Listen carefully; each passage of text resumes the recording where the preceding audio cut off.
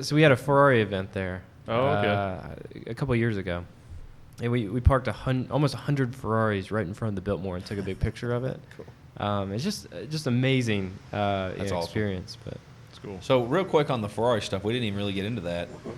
What are some of the things that you guys do, like with the Ferrari Club, like you were just saying, like that Biltmore trip? I think I've seen some mountain trips and things like that. Like, yeah, I mean we got runs all over the place. So we'll do rallies, but it's just I think networking is should be part of anybody's life and business, and I think that's one of the things that I was definitely looking for. Is I want to surround myself by very successful entrepreneurs, and you find that. I mean, you really do. I mean, some of my best friends are in it, and I've met, and we collaborate. I mean, I got a buddy Raj. I mean, we talk all the time, and we're always sharing ideas and trying to grow, but. Yeah, we do a lot of events. I mean, probably once a month we'll do something, and we've got national events, we've got territory events, but yeah, it's a good club. Yeah, I'm gonna have to, and I'm not. Hopefully, my Lamborghini people don't dog me for this, but I think I'm gonna have to get a Ferrari because either that or I'm gonna have to take over Lamborghinis, and I don't have time to do that. Take over their their organization, because I just feel like if it's there, I haven't found it. Yeah, they had an event planned, they canceled it, and then they had another event where they're gonna do like the what's it called? What are those little cameras? GoPro at the GoPro complex in Mooresville. They're gonna do a race, and they were gonna do trophies and stuff. They canceled that. I'm like, what in the world? You don't want to do that. That's autocross stuff. Yeah. I've been down there. That's fun. Yeah, I was like.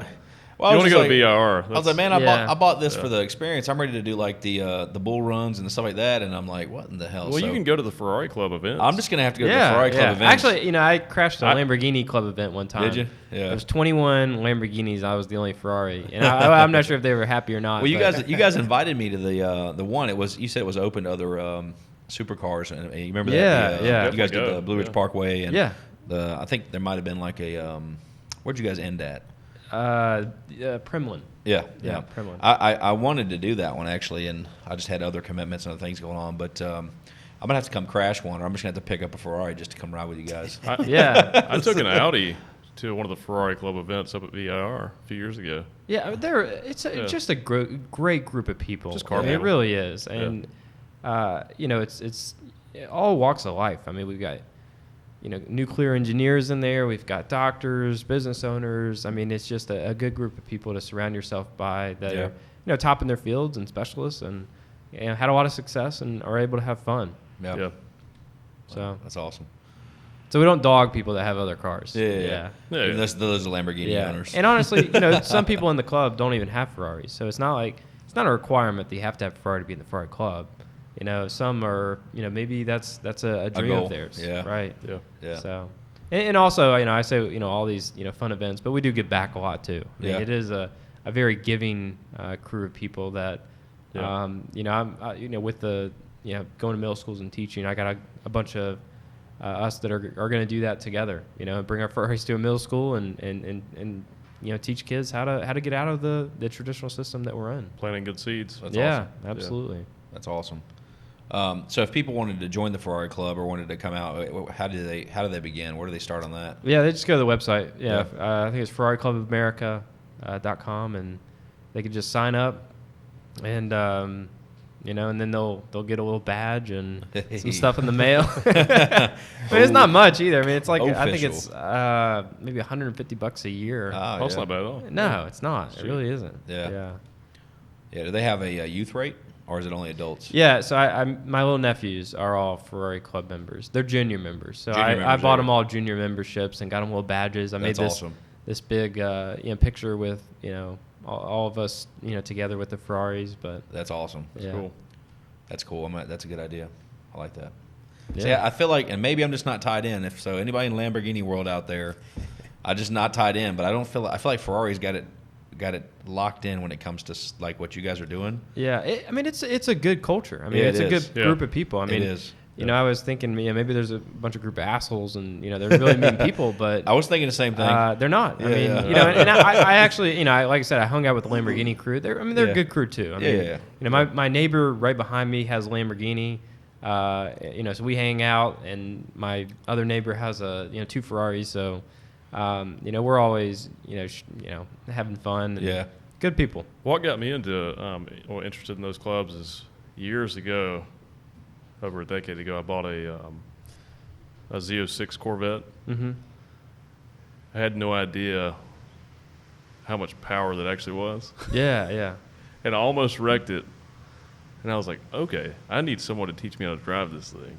So that's when I reached out to car people and started going to track days and stuff. And those Ferrari events are great because you can go to that event and then have a professional driver mm-hmm.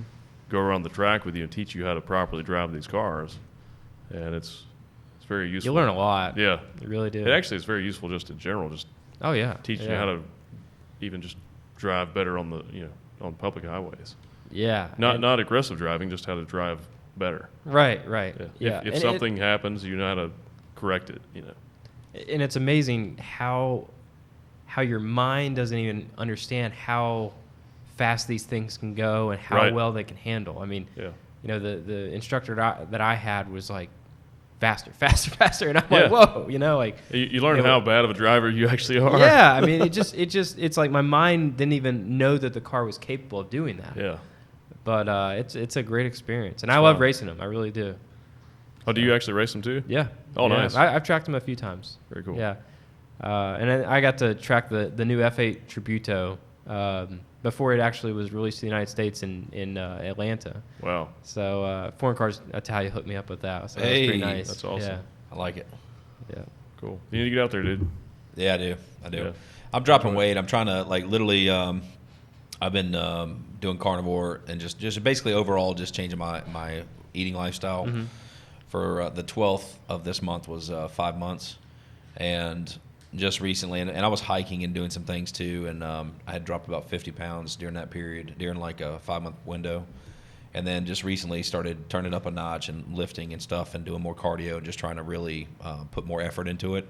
So I'm trying to get my weight down so that I can be more comfortable in the cars. Mm-hmm. Obviously, I've got the Lamborghini Urus, which is SUV, and I've got. Which would be fun on the track. Dude, it's going to be awesome. Yeah. It's going to be awesome, but I still want. I love it. It's like they took a car and just made it a little bigger for me. That's what I feel like. It doesn't feel like an SUV. Yeah. Right, but some part of me wants a car, right? And so one of my big motivators is to be able to fit more comfortably in one, and I can't wait. So I want to go out and do the track, and I want to do it in the Urus, but I also want to. I'm looking. I don't know. I'm either gonna. I'm kind of toying right now between Lamborghini and Ferrari. I'm gonna buy a car. I just don't know which one yet. So we'll see. Ferrari.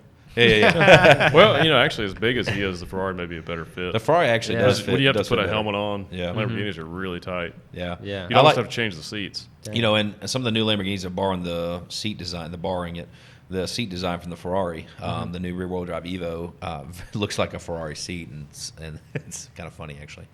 Nice. But yeah, I think from a space perspective, the Ferrari, I definitely have more room. I don't know, maybe the windshield's just not as aggressive. I'm not sure, but yeah. Yeah, the thing about Ferraris and Lamborghinis, like, I think people think that they're so unattainable, and they're depreciating assets. And I mean, I think I paid maybe $100 for my insurance on the Ferrari, and the first one I bought, I bought it, drove it for maybe a year and a half, and sold it for more than I paid for it. I'm going to sell mine for more than I paid for it. Right. I mean, it's I'm not saying it's an investment and I'm making all this money off of it, but I don't think you should buy one if the premise behind buying it is the only way it works is if it's an investment. But I do think it's a fringe benefit because, like on mine, I've gotten the benefit of using it, and I'm going to sell it for more than I paid for it. Yeah. And I think that remains true in certain things. And I think Ferrari definitely, depending on what you're doing, I think you can definitely own a Ferrari, and at minimum, the cost of ownership is very low. Mm-hmm. Because now you got to be able to, let's say the Ferrari is $300,000. It has to fit within your budget. It has to fit within your budget. Yeah. But let's say the Ferrari is $300,000 and you're able to own it for 6 months, and 6 months later you sell it for $295,000. Your cost of ownership, and we're excluding wear and tear and operation, but cost of ownership essentially is $5,000, right, for 6 months, right? So I mean, what are we talking about? $750 a month? Like I know people that spend that on $40,000 cars, right? So, it's relative. Now you have to be able to be at a point in your life where you can do that. But I do think there's a lot. And I think, I'm not going to put his name out there, but one of your friends or somebody that you guys know really well, he makes money. He buys every new one that comes out. I think you have to hold them for 6 months. He sells them, et cetera. Yeah. And it's like this rinse, wash, repeat. He sells them at a profit, right? Yeah. I mean, there's plenty of guys out there. They buy every Yeah. brand new Ferrari that comes out, and they can, flip it for a profit. That's right. Yeah.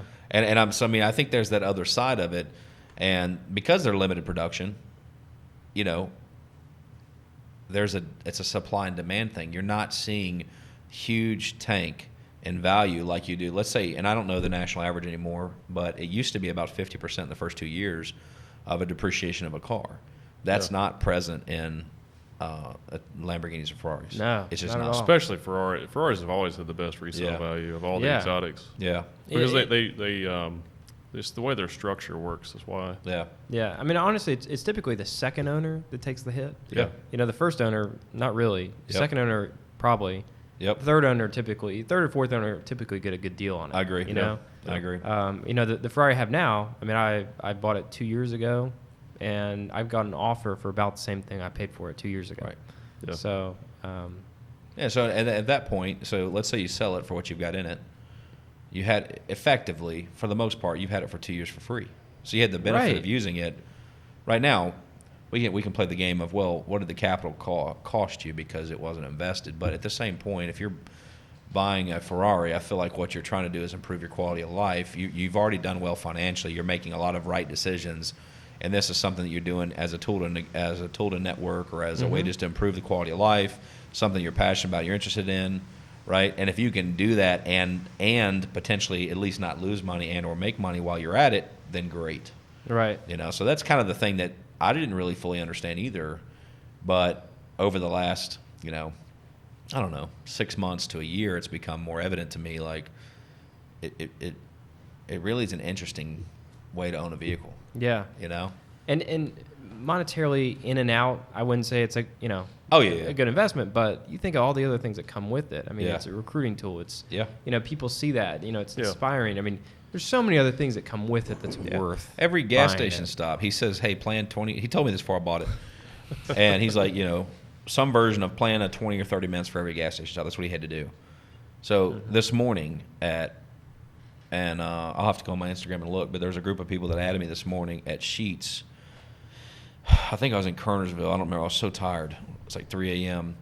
But literally stopped. I'm like zombie mode. I'm just shaking it off. I'm going to go and top the gas off. I'm going to get a water. Like, I just got to kind of get up and move a little bit, right? So, because I'm still at that point probably an hour away from the house. And I come out, and there's like 3 guys and a girl, and they're at the car. They're getting a picture, and I'm like, normally I would have given a little bit more time, but I probably spent 10 minutes talking to them. And immediately they're like, well, what do you do? Well, it's like, hey, do you have any tips for me? Like, it's a conversation starter. It's a door opener. So there's the other side of that it's going to open doors that wouldn't those people would have never, especially not 3 o'clock in the morning, would have never talked to me. They're not going to come up to my car. So I mean, it is something that I think you can use as a networking tool as well. Oh yeah, I mean, just the other day I was going to the Winston area for a little pool party, and I parked the car at the grocery store, and I start walking in, and some guy talks to me and asked me what I did, and I was like, I'm a financial advisor, and he said, hey, I got all this money. Well, what do I do with it? And I said, well, let's talk next week. It's a conversation starter for sure. Yeah. And I think there's a value to that too. Oh yeah, 100%. And can't do this with the Ferrari yet, but I did with my Lamborghini. It's a full tax write-off because it's weighted. It's an SUV. Yeah. So when Ferrari hurries up with the what are they going to call it? The Puro Sangue or Puro Sangue, the pure blood or thoroughbred. When the Ferrari's SUV comes out, that'll be another tax benefit there. So you get the one I purchased, it was a tax benefit too. So I like it. I'm just trying to check boxes over here, like tell myself I made the right decision. Yeah. Also with those cars too, I've had a few exotics, and I really enjoyed when you stop and get fuel. The kids that want to see it, you let them sit in it, you let them take pictures of it and stuff, and that's planting seeds of motivation. Yeah. So that was really enjoyable. Yeah. I like that. And you talk about going to schools, when you show kids stuff like that, it shows that, okay, well, I can be successful. I can attain, you know, maybe you don't want to buy a car, but you can be successful and have resources to do bigger things. Absolutely. Yeah. Yeah.